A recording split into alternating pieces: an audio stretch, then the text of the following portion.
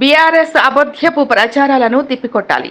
ఓటమిని జీర్ణించుకోలేకనే అసత్యాలు ప్రచారం చేస్తున్నారు. మేడిపల్లి పిఎస్లో తీన్మార్ మల్లన్న ఫిర్యాదు.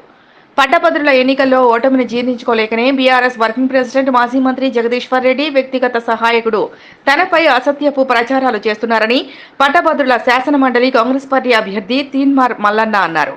మేడిపల్లి పిఎస్లో తనపై అసత్యాలు ప్రచారం చేస్తున్న వ్యక్తులపై లిఖిత పూర్వకంగా ఫిర్యాదు చేసిన అనంతరం ఆయన మీడియాతో మాట్లాడారు.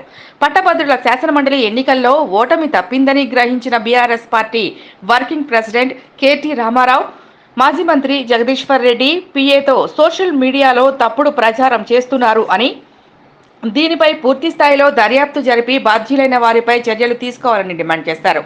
తన మైనోధైర్యాన్ని దెబ్బతీయడం ద్వారా తనను ఎదుర్కోలేని బీఆర్ఎస్ పార్టీ నేతలకు హెచ్చరిక జారీ చేశారు. కేటీ రామారావు నీతిమాలిన చర్యలను మానుకోవాలని సూచించారు. ఈ కార్యక్రమంలో తీన్మార్ మల్లన్న టీం సభ్యులు అంజన్న, రంగయ్య, అనిల్ తదితరులు పాల్గొన్నారు.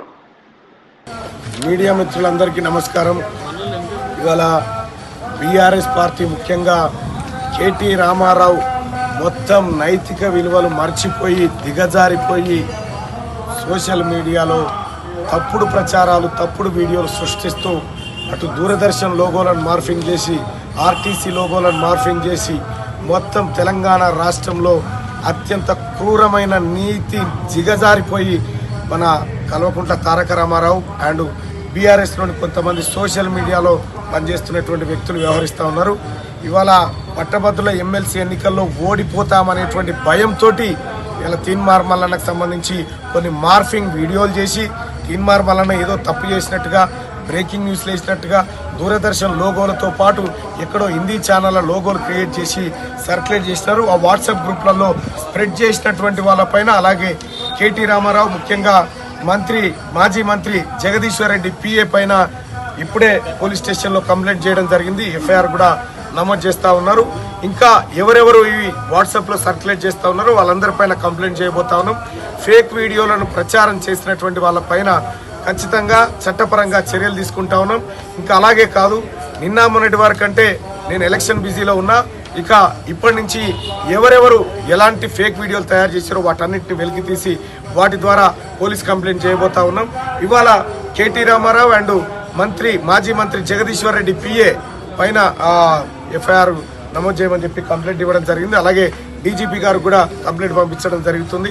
అలాగే సోదరులారా, ఈ తెలంగాణ రాష్ట్రంలో పట్టభద్రుల ఉప ఎన్నికను ఎదుర్కోలేక బీఆర్ఎస్ పార్టీ నీచానికి దిగజారి తప్పుడు వీడియోలను క్రియేట్ చేసి ఏదో ఫామ్ హౌస్లలో ఉన్నట్టుగా, ఎక్కడో ఏదో చేసినట్టుగా ఈ తప్పుడు ఫేక్ వీడియోలు క్రియేట్ చేస్తూ ఉంది. ఈ దుష్ప్రచారాలను ప్రజలేం నమ్మే పరిస్థితిలో లేరు. అయినప్పటికీ కూడా ఈ తప్పుడు ప్రచారాలపైన కఠిన చర్యలు తీసుకోవాలని చెప్పి ఇవాళ మేడిపల్లి పోలీస్ స్టేషన్లో ఫిర్యాదు చేయడం జరిగింది. కాసేపట్లో ఎఫ్ఐఆర్ కూడా నమోదు కాబోతా ఉంది. ఖచ్చితంగా వీళ్ళపైన చర్యలు తీసుకొని వీళ్ళని జైలుకు పంపే కార్యక్రమాలు తప్పకుండా చేస్తాం.